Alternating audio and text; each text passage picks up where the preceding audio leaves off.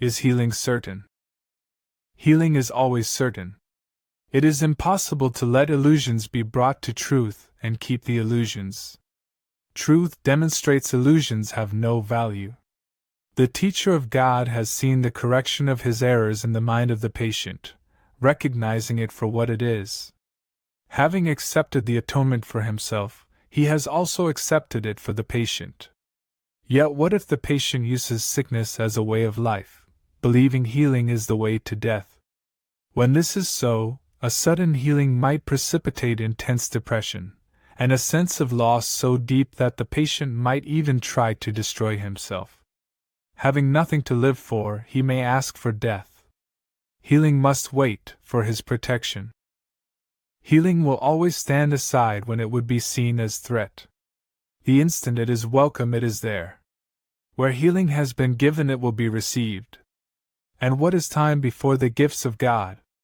We have referred many times in the text to the storehouse of treasures laid up equally for the giver and the receiver of God's gifts. Not one is lost, for they can but increase. No teacher of God should feel disappointed if he has offered healing and it does not appear to have been received. It is not up to him to judge when his gift should be accepted. Let him be certain it has been received, and trust that it will be accepted when it is recognized as a blessing and not a curse. It is not the function of God's teachers to evaluate the outcome of their gifts. It is merely their function to give them. Once they have done that, they have also given the outcome, for that is part of the gift. No one can give if he is concerned with the result of giving. That is a limitation on the giving itself, and neither the giver nor the receiver would have the gift. Trust is an essential part of giving. In fact, it is the part that makes sharing possible, the part that guarantees the giver will not lose, but only gain. Who gives a gift and then remains with it, to be sure it is used as the giver deems appropriate?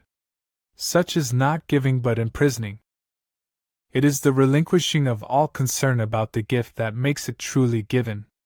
And it is trust that makes true giving possible. Healing is the change of mind that the Holy Spirit in the patient's mind is seeking for him.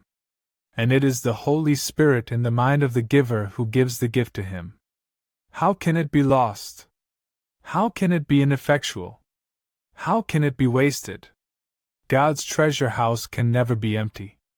And if one gift is missing, it would not be full.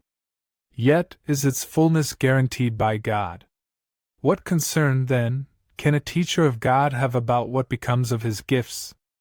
Given by God to God, who in this holy exchange can receive less than everything?